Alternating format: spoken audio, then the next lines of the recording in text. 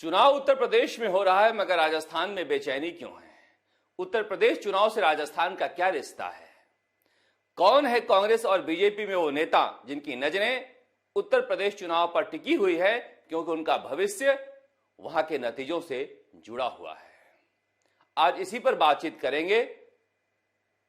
मुख्यमंत्री अशोक गहलोत ने कुछ सलाहकार बनाए हैं, कुछ नाम के हैं, कुछ काम के हैं। नाम के जो बने हैं उनके बारे में आपको पता ही है, मगर काम के कौन हैं इनके बारे में भी आपको पता है। सुभाष गर्ग, डॉक्टर सुभाष गर्ग राज्य मंत्री हैं। गांधी परिवार से इनका लगाव है, ऐसा ये कहते हैं, और इसी आधार पर जब इनको टिकट नहीं मिला तो राष्ट्रीय लोकदल के जरिए मुख्यमंत्री अशोक गहलोत इन्हें चुनाव में जिताकर लाए और मंत्री बना दिए हैं। अब देखिए वो क्या कह रहे हैं। परिवर्तन दिखाई दे रहा है, संघर्ष की जीत होगी, जनता जीतेगी। अब ये जो कांग्रेसी हैं यह कह रहे हैं कि साहब ये ट्वीट डिलीट मत करना। ये जयंत सिंह है राष्ट्रीय लोकदल का, जो कह रहे हैं आज मेरठ में उमड़ा जनसैलाब, देख बौखलाहट चरम पर है, सफेद और हरे रंग पर कुछ बोल नहीं सकते, लेकिन लाल रंग पर ऐसे बितके हैं जैसे कोई। परिवर्तन दिखाई दे रहा है, संघर्ष की जीत होगी। किसकी जीत होगी? संघर्ष कौन कर रहा है? प्रियंका गांधी संघर्ष कर रही हैं, कांग्रेस के मंत्री हैं, राजस्थान सरकार में सुविधा भोग रहे हैं कांग्रेस के बूते, और जीत की कामना कर रहे हैं जयंत चौधरी के लिए। कमाल है। यही तो कांग्रेस की परेशानी है कि आखिर वह चाहते क्या हैं, किसके साथ हैं। आपको याद होगा पश्चिम बंगाल में जब तृणमूल कांग्रेस जीती थी तो कांग्रेसियों में जश्न था। आज क्या हालत है? तृणमूल कांग्रेस ने, ममता बनर्जी ने कांग्रेस की हालत ऐसी कर दी है कि बीजेपी के खिलाफ गदर के लिए बहादुर शाह जफर भी बनाने के लिए कांग्रेसियों को तैयार नहीं है। इसी वजह से यह सब कुछ होता है, क्योंकि प्रियंका गांधी का संघर्ष नहीं दिखाई देता है और जयंत चौधरी का संघर्ष दिखाई देता है, जो कांग्रेस के साथ गठबंधन नहीं करना चाहते हैं। सवाल उठता है कि आप किसके साथ हैं? ये अकेले नहीं है सुभाष गर्ग। अब देखिए, बहुजन समाज पार्टी से कांग्रेस में शामिल हुए थे, अब कह रहे हैं कहां शामिल हुए थे? यह तो हमारे विधानसभा अध्यक्ष सीपी जोशी ने विधानसभा में बैठने का हमारा अरेंजमेंट किया था कि आप सत्ता पक्ष के साथ बैठ सकते हैं। हमारा तो विलय हुआ ही नहीं था। विलय के नाम पर राजेंद्र गुढ़ा राज्य मंत्री बन गए और बाकी लोगों को एडजस्ट करने के लिए मुख्यमंत्री अशोक गहलोत लगे हुए हैं, और यह कह रहे हैं कौन सी कांग्रेस? यही समस्या है जिसकी वजह से आज कांग्रेसी दुखी है और कांग्रेस हाशिए पर है। जब सचिन पायलट यह कहते हैं कि हमें उन लोगों को इनाम देना होगा जिन्होंने 6 सालों तक सड़कों पर संघर्ष किया, तो फिर सचिन पायलट को संदेह की नजरों से क्यों देखा जाता है? वह कांग्रेस के नेताओं और कांग्रेस के कार्यकर्ताओं के लिए पद मांगते हैं, तो इसमें क्या बुरा है? क्योंकि कांग्रेस तभी आगे जाएगी जब जिसके दिल में कांग्रेस होगा वह कांग्रेस के लिए काम करेगा और कांग्रेस के लिए बोलेगा। ये परिस्थितियां राजस्थान में है, क्योंकि बार बार मुख्यमंत्री अशोक गहलोत यही कहते हैं कि जो निर्दलीय हैं, जो बसपा वाले हैं, उनको मैं छोड़ूंगा नहीं।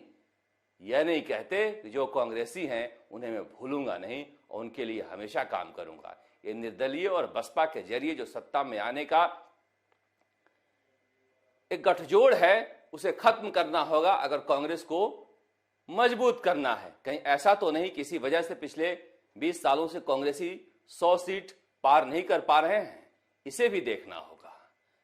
लेकिन कांग्रेस फिलहाल किस काम में लगी हुई है? महंगाई के खिलाफ रैली में लगी हुई है। जयपुर में महंगाई के खिलाफ रैली होने जा रही है, लेकिन बोहनी अच्छी नहीं हुई, शुरुआत अच्छी नहीं हुई। ज्योति खंडेलवाल जो जयपुर के मेयर रह चुकी हैं, जयपुर लोकसभा सीट से कांग्रेस की प्रत्याशी रह चुकी हैं, सीधे सोनिया गांधी को चिट्ठी लिख दिया। कुछ दिन पहले सोनिया गांधी से मिलकर आई थी, फोटो भी उन्होंने ट्वीट किया था। कहा कि देश शोक में डूबा हुआ है, chief of army staff Bipin Rawat की मौत हुई है, कोरोना का संक्रमण है, रैली को रद्द कर दिया जाए। अब लोग कह रहे हैं, क्या ज्योति खंडेलवाल इतना साहस अकेले दिखाई हैं या फिर पर्दे के पीछे से कोई खेल हुआ है? क्योंकि कांग्रेस डरी हुई है।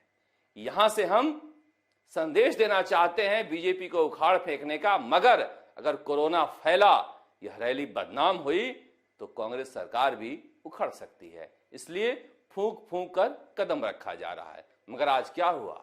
आज हुआ यह कि ज्योति खंडेलवाल जैसे ही प्रदेश मुख्यालय में कांग्रेस की मीटिंग में आई, महेश जोशी पीएचडी मंत्री के लोग खड़े हो गए और ज्योति खंडेलवाल के खिलाफ कार्रवाई की मांग करने लगे। मीटिंग हुई थी कि रैली में कैसे भीड़ लाई जाए और प्रदेश अध्यक्ष गोविंद सिंह डोटासरा सरपंच बनकर झगड़ा सुलझा रहे थे। इसे कहते हैं सिर मुड़ाते ही ओला पड़ना। कांग्रेसियों के साथ यही समस्या है कि वह चाहते क्या है, करना क्या चाहते हैं, किसके साथ हैं, वह तय नहीं कर पाते हैं। जबकि राहुल गांधी, सोनिया गांधी, प्रियंका गांधी संघर्ष कर रही हैं तो उनके साथ ये संघर्ष दिखाई नहीं देता। अब जिन लोगों को भीड़ लाने की जिम्मेदारी दी जा रही है उनके बारे में भी देख लीजिए। किसी भी मीटिंग में सचिन पायलट को नहीं बुलाया जा रहा है। सचिन पायलट विद्याधर नगर स्टेडियम मुआयना करने गए। मुख्यमंत्री अशोक गहलोत ने ट्वीट किया, सबका नाम लिखा, मगर उसमें सचिन पायलट का नाम नहीं लिखा। डोटासरा के साथ भी यही स्थिति है। जिस व्यक्ति के साथ, जिस नेता के साथ भीड़ है, उससे ये परहेज करना चाहते हैं और फूके हुए कारतूसों के जरिए भाड़े की भीड़ लाना चाहते हैं। किराए की भीड़ इकट्ठा तो हो जाएगी, मगर भीड़ वह संदेश लेकर नहीं जाएगी, भीड़ वह संदेश नहीं दे पाएगी जिस संदेश का इंतजार हिंदुस्तान कर रहा है जयपुर की धरती से। इसलिए हम कह रहे हैं, जिन नेताओं में करंट हैं उन्हें भी आप समझिए, उन्हें कैसे साथ रखना है यह कांग्रेस को तय करना है। इसी उहापोह में कांग्रेसी लगे हुए हैं कि कहीं यह रैली बदनाम न हो जाए।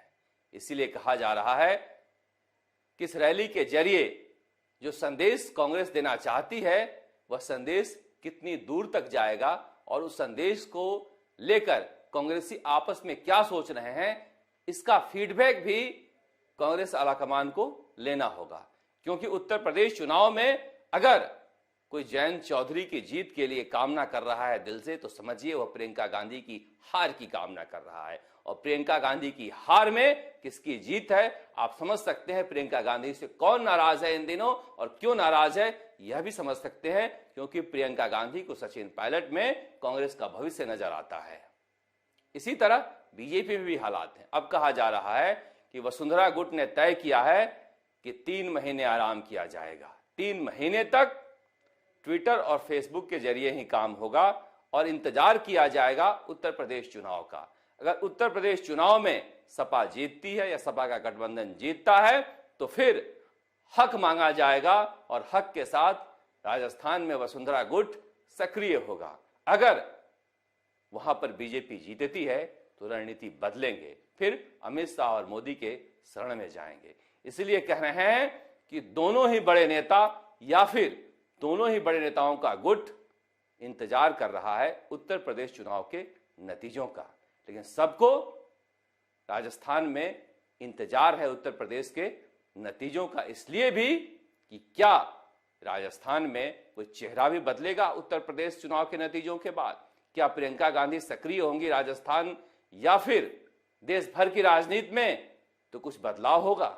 क्या कोई युवा नेता राजस्थान की गद्दी संभालेगा। इस तरह के कयास जनता में है और जनता बातें कर रही है। इसलिए कहा जा रहा है कि 2023 राजस्थान विधानसभा चुनाव से ज्यादा नजरें राजस्थान के लोगों के, राजस्थान के नेताओं के उत्तर प्रदेश चुनाव में लगी हुई है। राजस्थान तक के लिए जयपुर से शरद कुमार।